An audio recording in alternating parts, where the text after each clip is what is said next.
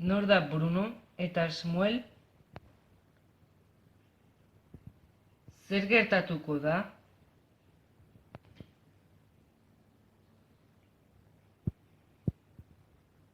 Hortik ateratzea lortuko du?